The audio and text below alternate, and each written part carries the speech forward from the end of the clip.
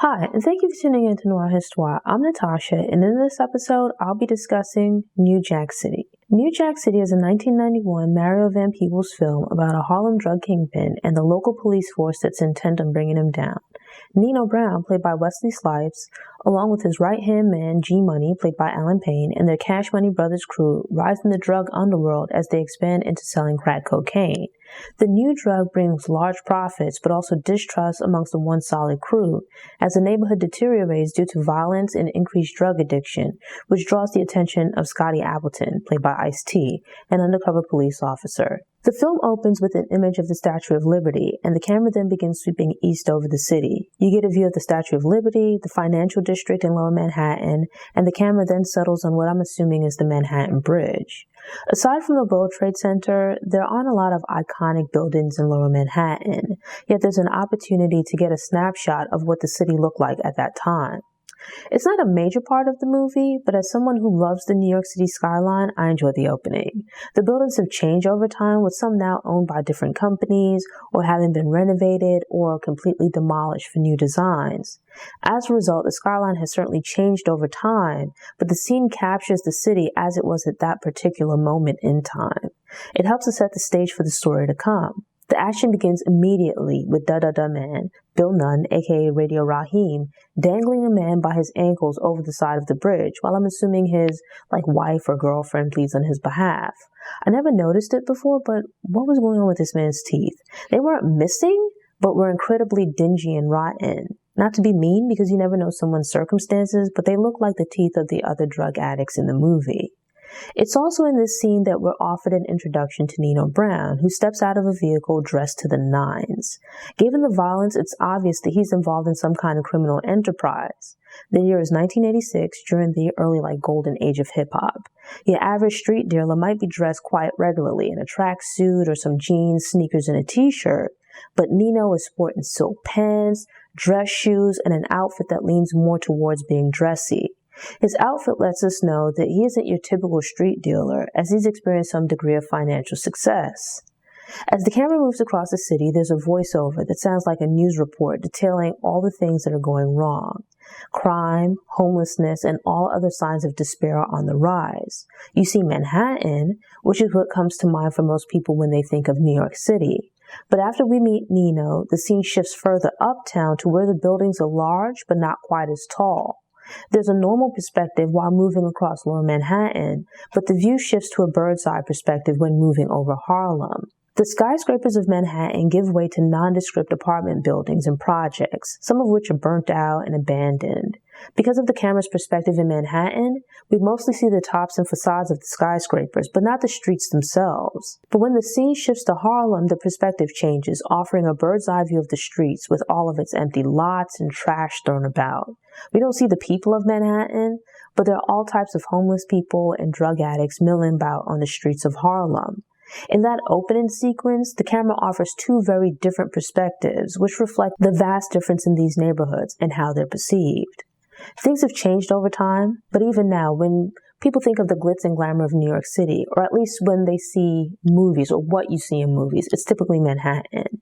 But back during the Great Migration, Harlem was the mecca for Black people. Manhattan is a relatively small island and to some degree the financial center of the world, as well as being an important city for multiple other industries. Within Manhattan proper, you have the financial district, theater district, Upper East Side, etc. Multiple neighborhoods and pockets of tremendous wealth. But if you venture just a bit out of those zones, tucked away in the southeast of Manhattan is the Lower East Side, and north of Central Park you have Harlem. Both neighborhoods have a history of intense poverty and the crime that tends to accompany it. Looking at New Jack City through more focused eyes gave the opening more meaning. The film begins with the Statue of Liberty, which is regarded as a symbol of freedom and opportunity. It then pans over the financial district, which is the financial center of New York City and quite possibly the world. This is the 1980s, a period that would see the rise of yuppies, corporate scandals, and the emergence of characters like Wall Street's Gordon Gekko. America was built on capitalism at the expense of everyday people, but blatant greed was being promoted along with an every man for himself ideology. People came in droves from Middle America and elsewhere in the world looking for a piece of this action. Just a few miles north, an unscrupulous capitalism is also running wild in Harlem. But instead of stocks, bonds, corporate raiding, and insider trading, people are looking to get rich by selling drugs. The appearance of these two environments might seem worlds apart, but the ideology of unbridled greed can be found anywhere people are willing to compromise themselves for money.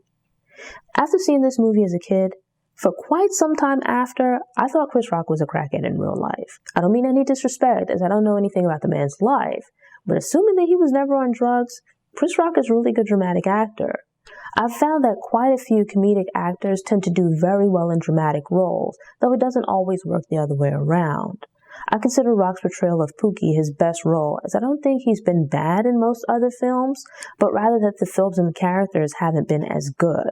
I've seen New Jack City many times in the past, but rewatching it reminded me of being a kid growing up in Brooklyn. Not the drug dealing lifestyle, but rather the emergence of hip-hop streetwear and the whole ghetto fab styling that was New York's trademark, Harlem in particular.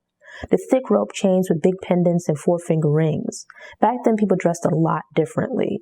You certainly had tracksuits and other types of streetwear, but people dressed up to go to clubs, and might even have dressed on a day-to-day basis if they had money like that. In the present, wearing an article of clothing with a brand name is considered dressing up in some circles, especially for men. But back then, men would wear slacks and a jacket, if not a full-on suit to go to the club. Looking back at real-life pictures from the time, you would see street dealers as well as big-time drug dealers hanging out with rappers and entertainers.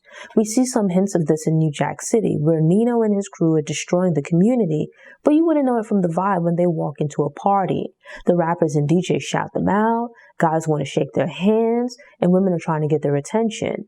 Overall, everyone treats them like they're royalty. It seemed like initially the Cash Money brothers are just selling cocaine and maybe heroin, but G Money suggests to Nino that they also sell crack.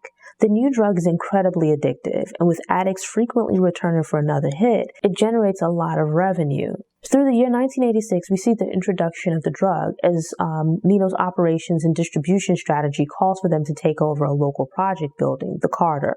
The building is large, with a central courtyard that gives it a sense of being rather reinforced.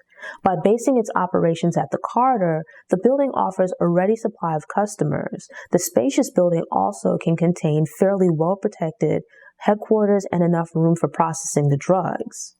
The Carter is a self-contained apartment building complex that represents communities impacted by drugs. Here you have these drug dealers who move in and take over through the use of threats and public acts of violence. Often, people who don't live in these neighborhoods ask why residents don't do more or go to the police. Seeing the level of violence unleashed against other dealers, the building's landlord or manager, and the tenants themselves during the violent takeover more than answers that question. Residents are likely afraid of going to the police because they might face violent retaliation.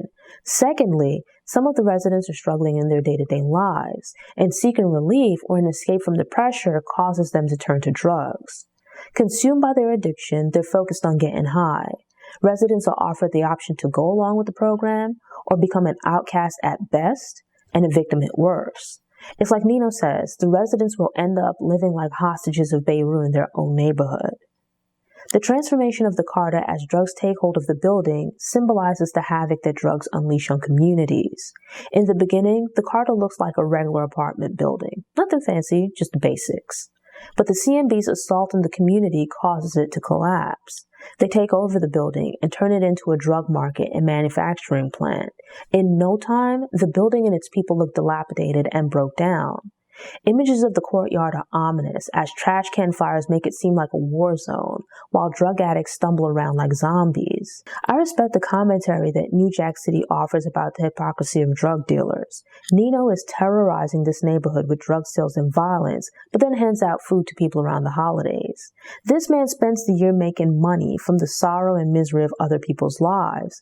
Then he comes by using the money that he's gotten from these people he's exploited to give them a few dollars from the money he's made off of them. I like that the movie showed the devastation of crack from different perspectives. Not only do you see Nino and Scotty as the drug dealer and police officer, but also Pookie as someone who's addicted to drugs. Pookie is a hot mess, and his teeth are raggedy. If you ever need a reason to say no to drugs, he is it. We witness the struggle of using drugs, as well as the hell of going through withdrawal and trying to get his life together. But the sad thing is that given the reality that crack is a mind-altering drug, it's hard to shake once you're in its grip. Addiction is an illness, and for many people becomes something that they have to fight against for the rest of their life. The Spotlight is a club where Nino and his crew hang out, as Nino owns the place and has offices upstairs. The first time we see Spotlight, it looks like your basic hip-hop club. But just a few years later, with the profits and proceeds from the C&B drug empire, everybody's living well. It's New Year's Eve, and from the outside, Spotlight looks like it's been renovated. The inside has also been hooked up and would have likely been trendy for the time. C&B and the other partygoers are dressed in suits and a bit of a step above how they were dressed during the first club scene. Along the way, we even see Da Man getting a fresh haircut and sporting a full set of shiny gold teeth. His teeth are probably still a hot mess under them, so why not just get your teeth fixed or get new teeth? There's some juxtaposition between the Spotlight Club and the Carter. As C&B experiences financial success through its sale of crack, Spotlight becomes more refined while the Carter deteriorates. The Carter goes from being rather nondescript to looking like a bombed-out war zone. Meanwhile, with the money that Nino has made from selling drugs, their hangout spot goes from being a little hole-in-the-wall type club to being rather fancy for the time. Though I will admit that the club scenes are pretty dope, with the mix of New Jack Swing and everyone present dressed well in the fashions of the time. There's a scene where Nino is relaxing at home watching Scarface, a film that I think influenced a lot of people. It didn't necessarily motivate people to get into selling drugs, but Tony Montana's persona and lifestyle appealed to a lot of people who were already involved or interested in the drug trade. But there's something I've always thought about, and I think it was Fat Joe mentioned in an interview. A lot of people are excited by Tony Montana's life as a drug dealer on the rise and then as a kingpin. Yet it seems that they turn off the movie before the ending as they completely ignore that his life fell apart and he died violently in the end. He had a swift rise, a violent fall, and a short moment of enjoying his money before alienating everyone around him and losing everything.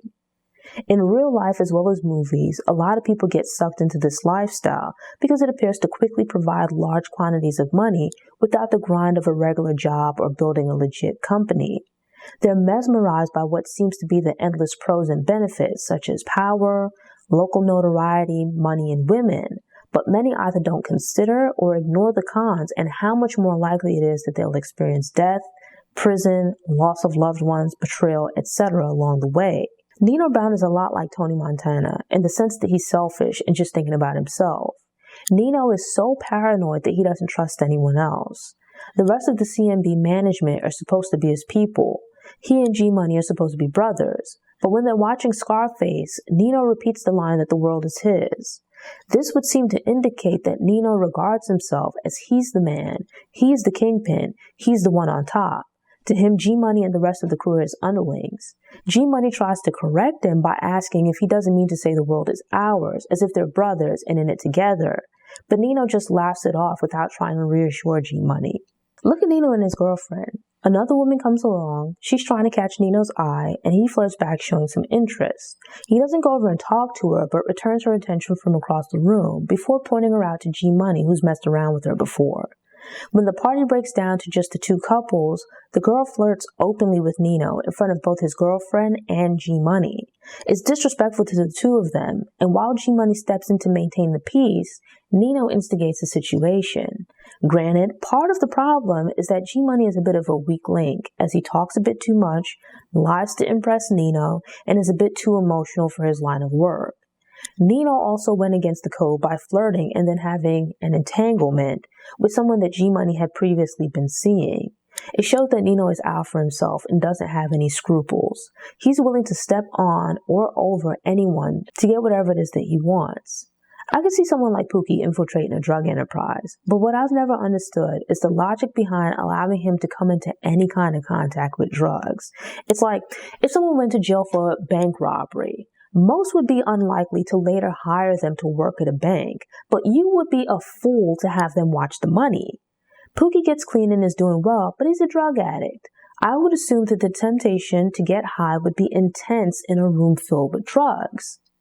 There's a scene at Nino's house in his bedroom, and the whole room just fits his persona, as it looks like the devil's lair. And the room where he has the iconic sit-down meeting with the high-ranking members of C&B continues to look. Both rooms are intensely tacky and have a devious vibe.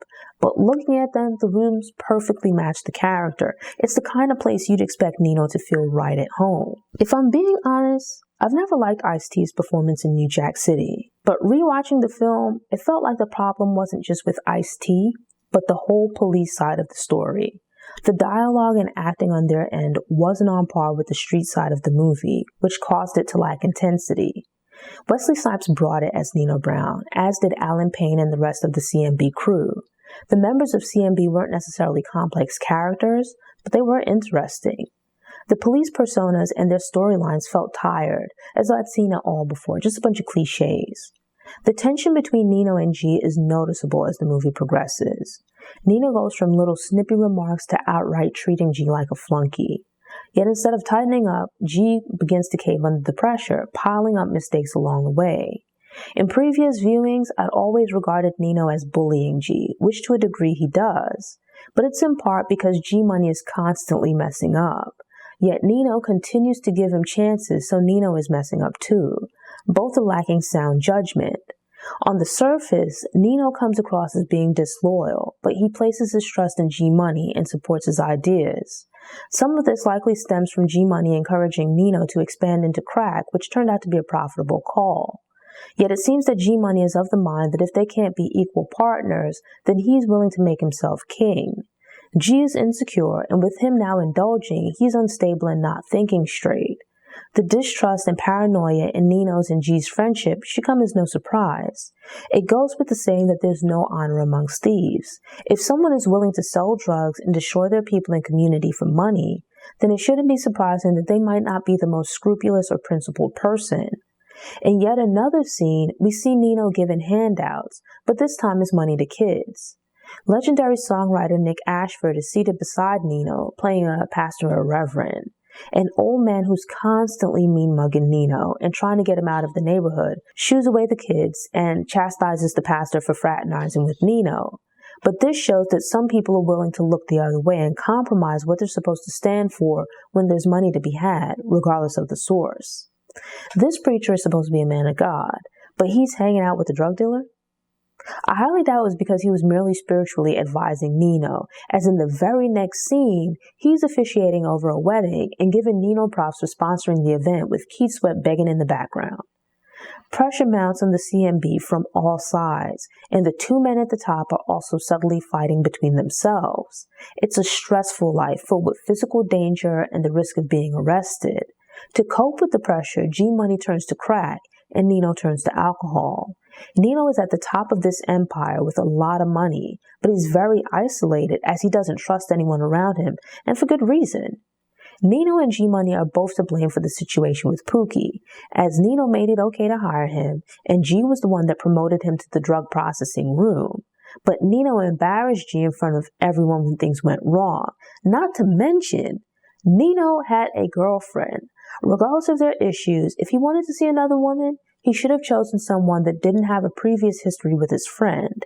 It's not like Nino thought this woman was going to be the love of his life. So why pile on to your problems with G? He didn't seem to care too much about the woman, so why not just let him know out of respect that you're seeing her? Like, there's a way to go about doing things. I mean, you probably still shouldn't see your friend's girlfriend, but, He was selfish and short-sighted. It wasn't really about either Nina or G being super into this woman, but rather that she was one more thing for Nino to selfishly claim as his own. He was sleeping with the woman the night before, and then comes into the meeting where he completely emasculates G Money. Nino is not stupid and knew what he was doing by treating G Money like a chump and completely talking down to him in front of everyone. Nino had to have known that his treatment of G might breed bad blood and wasn't a good move in the long run. But likely, only thinking about himself, he didn't consider that G might no longer feel an obligation to be loyal. I was surprised that he seemed to be surprised when G was looking to do his own thing and attempted to carve out a side deal. Nino might have been more cold-blooded than G, but G was still in the position to cause serious problems for him. When things fall apart and Nino gets his comeuppance in the end, interestingly, Scotty is cheered on by the crowd for beating up Nino. Some people felt a sense of loyalty because of the scraps he threw out into the community, but at the same time, there are a lot of people in the community who don't approve of what he's doing or have seen the harm and violence he brings to the neighborhood. As to be expected, Nino's courtroom testimony is a hot mess, where he throws everyone under the bus in an attempt to save himself. Though I do agree with his explanation of being a cog in a much bigger system. It doesn't absolve Nino of guilt, but the drugs the CMB sell and the drugs they use aren't grown or manufactured in Harlem. They come from elsewhere, and the people above Nino who are profiting should also be prosecuted. Street-level dealers who don't have access to top-tier legal representation are often sentenced to crazy prison terms. But someone like Nino would have the ability to hire high-powered attorneys. They would also have connections to other high-powered people, which could be more valuable to police and prosecutors. And thus, they're allowed to plead out of cases and get sweetheart deals with just probation or a relatively short sentence. When you look back at hip-hop music from the late 80s to early 90s, during what's described as the crack epidemic, some rappers were speaking out against drug dealers, or the drug trade. Some regarded them as being a negative presence in the black community. But as time progressed and rap became more corporate, it went from people speaking about living in their communities under these circumstances and the desperation that would lead to people selling drugs to glamorizing drug dealing. This is probably one of the last films from the recent black film canon to point out the ills of drug dealing. Since then, not to say all, but a lot of films portray drug dealers as being cool. To be clear, I think we should disagree with the drug dealers' actions, but generally not hate them as a person. Yet it seems like the people and things that weaken the black community are now celebrated and pushed as being part of black culture. There's now this idea of it being okay to be devoid of principles and to lack humanity as long as you do it to make money. You don't have to have any morals or scruples as long as you're earning money or in the pursuit of money. Regardless of whatever negative activities, it's all acceptable as long as you're making money. I appreciate the film for going against the grain by pointing out these various instances of hypocrisy from someone within the community. There are inconsistencies in living this life of peddling poison to your people for your gain. Nino touches on this idea in his conversation with the old man who confronts him. He tells Nino that he should be ashamed of himself for selling drugs to his people. But Nino points out that while his critics are broke and own nothing, he's achieved a degree of financial success and is helping to take care of the community. Nino has certainly achieved a degree of financial success, but at the expense of isolating and losing himself. During his tirade in the courtroom, he explains that he's been selling drugs since he was a little boy. He's had a rough life with few opportunities, so he turned to what he knew to make money.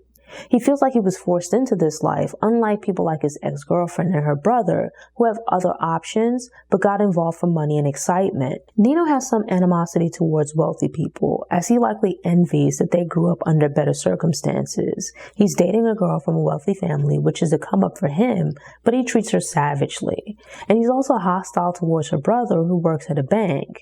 Nino's been risking his life ripping and running on the streets since he was a kid, trying to get some money. Yet while they have options to do other things, they choose to slum it by hanging out with the CMB. Going back to the point that I made at the beginning of the review, where you have this contrast of Manhattan versus Harlem in the 80s, it's a time of excess where yuppies are taking over Manhattan and living it up. Seeing these images of people living comfortable and flashy lifestyles just a few miles downtown likely inspired some to go out and try to get money. In Manhattan, people earned money through questionable means, but it was like the financial markets and stock exchange. But up in Harlem, people willing to get rich through questionable means sold drugs or were involved in other illicit trades. Nino makes the comparison that guns aren't made in Harlem and there are no poppy fields. He's a part of a problem, but he's not the source of it. He's one cog in a much larger system where you have these big politicians and other high-ranking folks who are directly involved or at least indirectly benefit from the drug trade. They might not be selling out on the street, but provide the weapons and transportation, allowing drugs to be imported into and distributed around the country. A lot of Nino's speech is nonsense to excuse his actions, but he does make some valid points. A conversation can be had about this aspect of capitalism. That's not to say capitalism or money itself is the problem, but rather that this commitment to capitalism, even at the expense of people, is an issue. The pursuit of money by any means is a problem. Drug dealers are criticized for the lack of principles and morals, which is a valid criticism as they're willing to destroy lives to make money. But before the 2008 financial collapse, and still to a degree in the years since, there's less of a conversation about people on Wall Street being willing to destroy lives in the pursuit of money. New Jack City is certainly about the pitfalls of the drug trade, but there are also some valid points made throughout the film about the attitude of unbridled capitalism and consumerism with no conscience. And I say this as someone that considers themselves to be an entrepreneur. There's nothing wrong with owning a business or being wealthy or otherwise financially successful, but there has to be some degree of conscience, principles, and morals with regards to how you go about making your money. It's unacceptable to kill or otherwise destroy the lives of hundreds or thousands of people to make money. We can't just look at the monetary gain and ignore the cost to human lives. This is a great point that's made in multiple instances throughout New Jack City. And while there have been a lot of movies about the criminal underworld, this perspective is not discussed often enough. It's fine to be successful. It's good to strive for success, but we have to also look at the cost to ourselves and others. Thanks for tuning in. Show notes are available on the Noir Histoire website via the link in the episode description. If you enjoyed this episode and want more movie recommendations, subscribe to the channel, click the notification bell, and check out my movie review playlist.